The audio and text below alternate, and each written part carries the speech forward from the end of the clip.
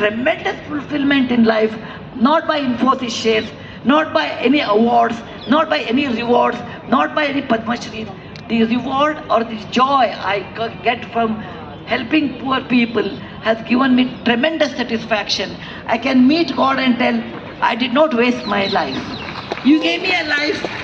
Beta, she was a school teacher. She said, you do MSc mathematics, you are good in mathematics, then you can become a professor. That is acceptable, okay?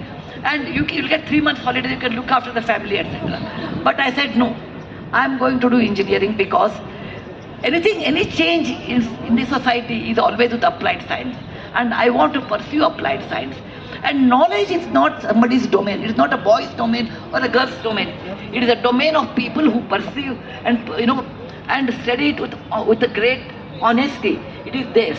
The quote of the Rigveda says, let Ano Bhadrani, it says, let all noble thoughts come from all the directions. It doesn't say it belongs to only one gender. I said, I am going to do that. My college was very upset. The girl will come here, we don't have a restrooms or a toilet for girls because no girl will come who are not built. So they thought, I will come and I will leave after one semester. Why waste money? They did not build toilets for next 4 years. Because every semester they will think I will leave and go. And I never left. There were no toilets. And my professors were upset because I have a girl, staff, nobody was helping me, nothing. You can do if you want to. And that has kept me always what I am today. That if I believe that I can do, as long as legally, ethically it is right, I will do. As long as it is correct to the society.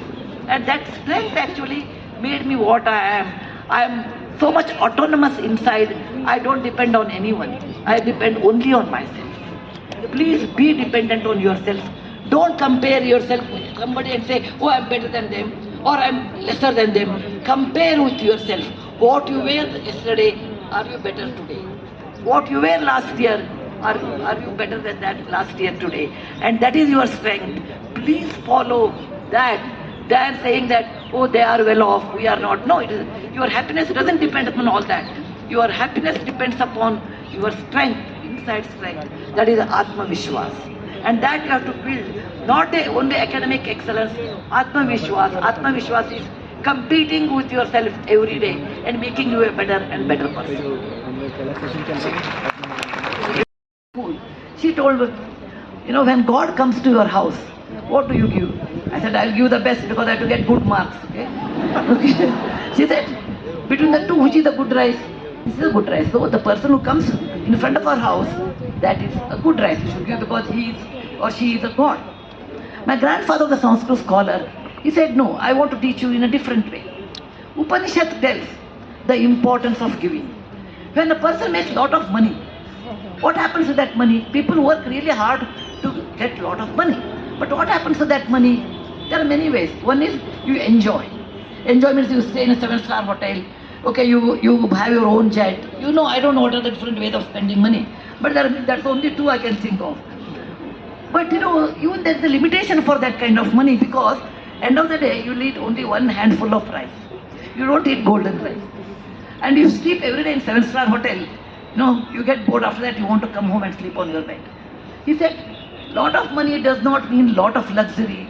Lot of luxury means lot of happiness. It is nothing to do that.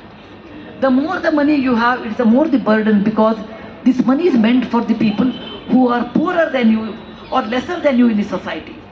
And that's the reason Upanishad says, when you have money, either you should enjoy and which has its own limitation, or you should give away in dana.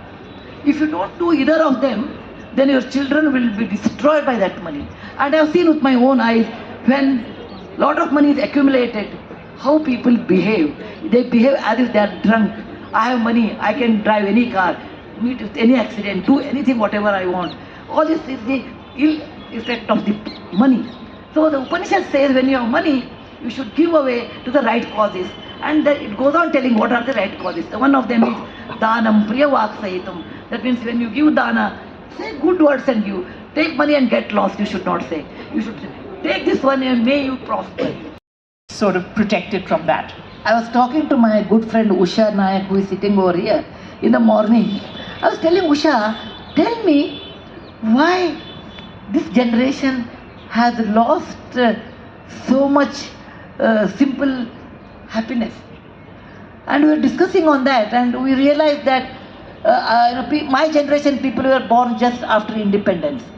So we have seen our parents struggle in British Raj, and there was not a prosperity in the country.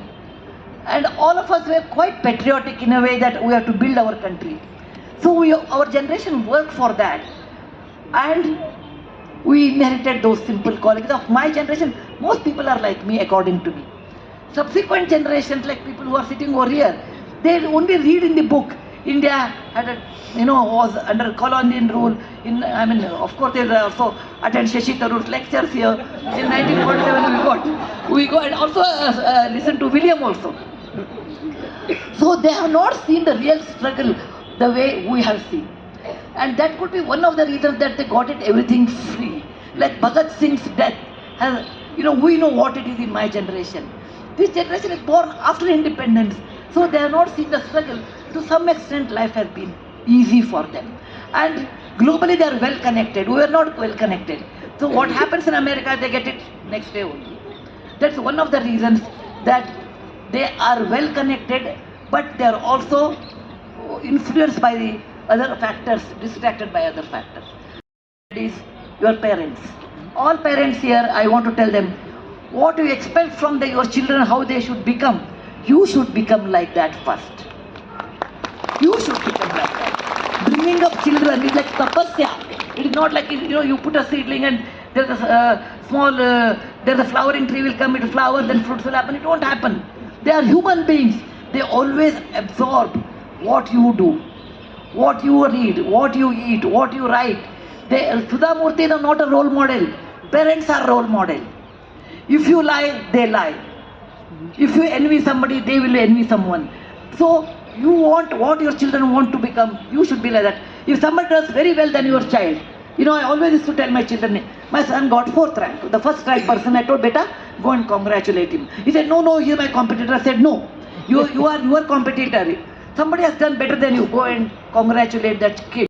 Learning, respect good habits and respect cleanliness.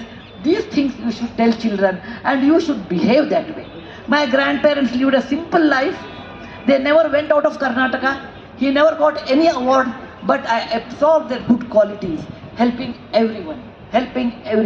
My dadi on my father's side was uneducated, but she, her hobby was midwife. She was a midwife in a village, and she will go. All her children were well educated, everything. She said, no, that's my hobby. She used to go and deliver babies. And I have gone with her once, and I written there, may you be the mother of 100 children.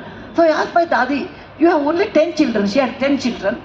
Why everybody says that, gee, you have 100 children? She said, beta, how many children you deliver is not important. How many people you help is important.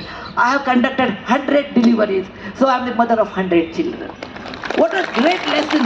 What a great lesson. In a son-in-law, and you just talked about something that has been at the heart of a lot of people. What you said, people come here and listen to Shashi Tharoor and William Dalrymple, but the idea of British Raj, as you said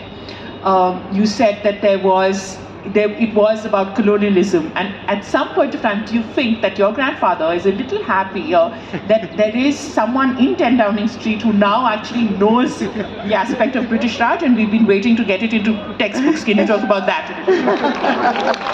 Like any other mother-in-law, I'm happy, because I'm sure any mother-in-law will be happy, her son-in-law is the PM. But not more than that, not more than that. He's in his country serving the best for his country people. I am in my country serving the best of my children over here. So more than that, I really do not worry, because I always believe positions come and positions go. The relationship should be the same. For me, he's always our son-in-law, and my dear Rishi, I always wish him best, whatever he does. More than that, I don't interfere in their politics or the 10 Downing Street. I have not gone there. After I become PM, I have not even gone, because my country is very, he is very busy and we are very busy. He is here, it's okay. So, and this is the last question, and I know that there is best investor in the world. I gave 10,000 rupees and look at that today. That I will funnier part. No. They all worked hard, he and his colleagues, they worked hard and they made it. I take on a lighter side. It's not 10,000 rupees. Only 10,000, nothing can happen. They all worked hard. A factor of luck is there, I agree. But philanthropy was helped by Infosys Foundation.